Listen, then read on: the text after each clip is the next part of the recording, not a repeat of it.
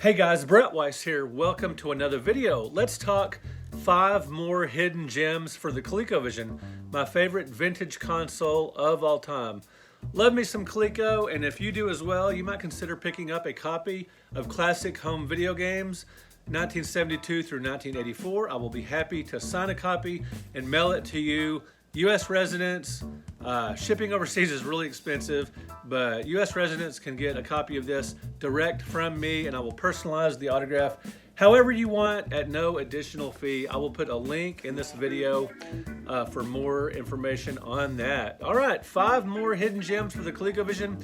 I hope you enjoyed my first hidden gems for Coleco, which I just did a couple of weeks ago, and I will put a link to that here as well. All right, let's get to it. Number 5 is Flipper Slipper from Spectra Video. Flipper Slipper, it has nothing to do with house shoes, nothing to do with slippers. It is actually sort of a hybrid pinball and breakout game. It has more to do with breakout, and for the genre, it's a very strange game. You got a pair of curved paddles along the bottom of the screen, keeping a ball in play. You know, as it bounces around, you don't want to let it get past you down below. The ball bounces off of a fish, a turtle, a crab, a beach house, and groupings of trees. Very different than, you know, the brick formation like in Breakout or Arkanoid. And you can release a dog from a cage in the screen for bonus points. And in later stages, what's really neat is there's color coding. The color of the paddles has to be the same color of the ball for you to hit the ball. Really unusual element of gameplay for an early 80s game to have color as part of the strategy. Now the flippers are a little slow, and the ColecoVision doesn't have the Atari 2600 type paddle controllers, the rotary controls. So it's not a perfect game, but it's strange and it's a ton of fun. I played this for hours and hours and hours back in the day because I am a sucker for the ball and paddle genre, and this is a pretty good representation of that. Next up at number 4 is a much different game, Moonsweeper. One of the best looking games on the ColecoVision, one of the best looking shooters for the ColecoVision anyway. Gorgeous game, and it's a graphical upgrade over the 2600 version. It's published by Magic, fantastic company.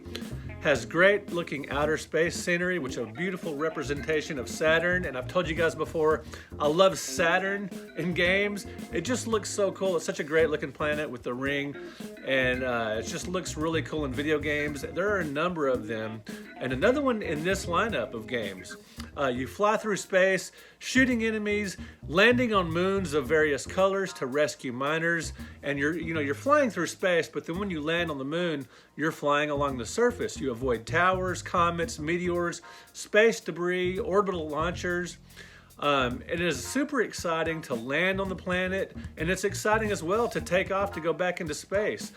Your instrument panel shows radar, velocity, bank indicator, fuel. There is a ton going on in this game, but it's not as complex as it all sounds. It's a fun shooter. Highly recommend Moonsweeper. Great looking game that's a lot of fun. It has more to it than the average shooter.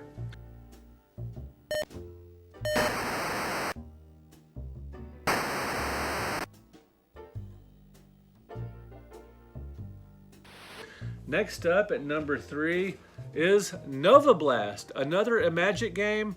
Now, this game has sentimental value to me in part because it was along with 2 other games, it was my first garage sale find for ColecoVision.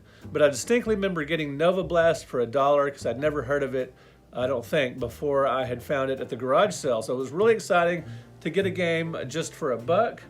And it's a side-scrolling wraparound shooter, kind of like Defender, but it has some missile command elements as well and scramble as you protect cities below, and you can fire bombs down below. It's a good-looking game with smooth parallax scrolling, which is unusual for the ColecoVision, and rapid-fire shooting. And again, there's a cool representation of Saturn in space. Nice-looking game.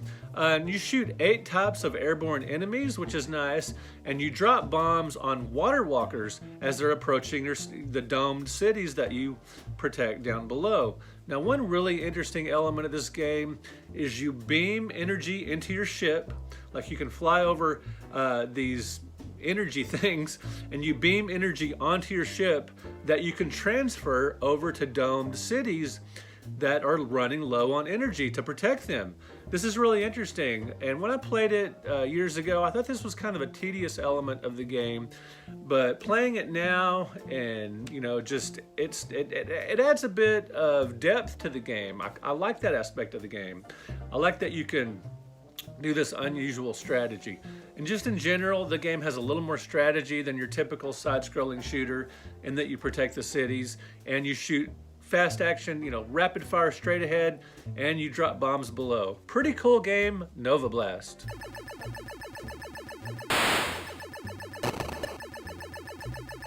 Next up at number 2 is The Heist by Microfun. This is the same company that made Miner 2049er. Now, The Heist is not as good as Miner 2049er, which is one of the greatest vintage video games of all time. Amazing game. But The Heist is pretty fun as well. It's similar to Keystone Capers. You walk through 90 different rooms of an art museum grabbing paintings. You ride elevators and escalators that connect the museum floors. Now, riding the escalators is a lot of fun. It's quick and easy. Riding the escalators is unintentionally more difficult. It's kind of hard to hit the diagonal just right to ride up an escalator. That's the biggest flaw with this game. Otherwise, it's a lot of fun. You jump over alarms, drones, monitors, and other obstacles, and you grab keys to unlock doors. And the graphics are solid. There's some great strategy here with backtracking and grabbing keys and knowing where you are and how to grab every painting to move on in the game. And I just think it's a really fun game, and I played it a ton back in the day. It is absolutely a blast. It's so much fun, and it does have strategy elements that in some games kind of get on my nerves a while, like backtracking and finding keys to open doors. Sometimes I enjoy this type of gameplay and sometimes I don't. If it gets frustrating, I don't enjoy it. And if it takes too much time, I don't enjoy it. But The Heist, even though it's a pretty lengthy game, especially for the era, I never get frustrated. It's a lot of fun and it's fairly intuitive for the type of game it is. I love me some The Heist by Microfun. Really cool company.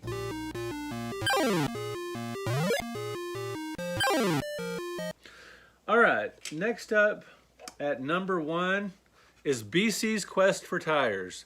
Now, this is based on the BC comic strip by Johnny Hart.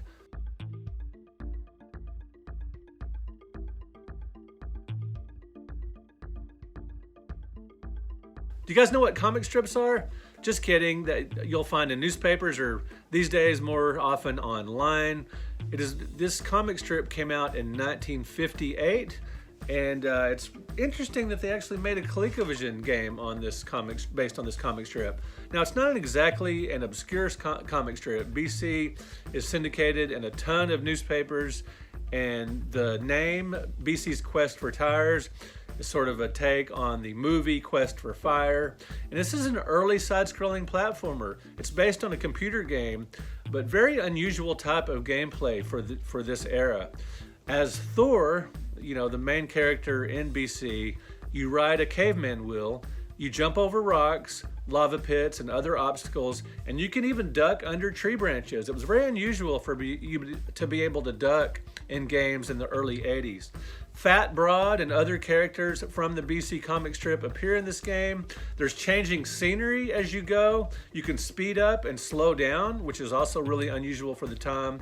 It's a cartoon-like game. You don't just walk along at one speed. You can speed up and slow down as you roll. You don't walk, you roll on your caveman wheel. It's a cartoon-like game. Like, remember Smurf, Rescue in Gargamel's Castle? How that's cartoon-like? BC's Quest for Tires is cartoon-like as well. The colors aren't quite as rich as Smurf, but it's got a lot more action than in Smurf. More varied action and more exciting gameplay than Smurf. There's humor as well. When you wreck, your wheel bounces away and stars appear above your head. And it's just a ton of fun. It's a fun game and it's very original. Now, it's not 100% original. There's a scene where you're going uphill, jumping over rolling boulders that will remind you of Jungle Hunt. But overall, this is a great action-packed game. Early side-scrolling platformer that I highly recommend. If you've never played it, you definitely need to check it out. Now, there was a sequel to this game on the ColecoVision. Not fun, super disappointing. I remember I got this off eBay years later and was so disappointed because it's not nearly as much fun. BCs Quest for Tires 2. But anyway, I highly recommend the original BCs Quest for Tires. You guys have got to check it out. Let me know in the comments, tell me some of your hidden gems for the ColecoVision. What are some of your favorite games for the console that you don't hear about all the time? Yeah, you hear about Donkey Kong and Ladybug and Zaxxon and Turbo. I want to hear from you guys some of the more obscure games. I would love to hear that from you guys. All right, we will talk to you in another video. Thank you for liking this video. Thank you for subscribing to my channel. That is super helpful. And just thanks for being you. We will talk to you in another video. If you're a fan of my work, you might want to consider supporting me on Patreon. For just a low fee each month, you get a lot of extra content. Another way to support the channel and my writing career is to buy books direct from me, including the 100 Greatest Console Video Games, the Classic Home Video Game Series. It's like an encyclopedia set. And this massive bad boy, the NES Omnibus Volume 1 A through L. I will put links in the description of this video where you can buy books direct from me and where you can support me on Patreon. Thank you guys so much. I really appreciate it.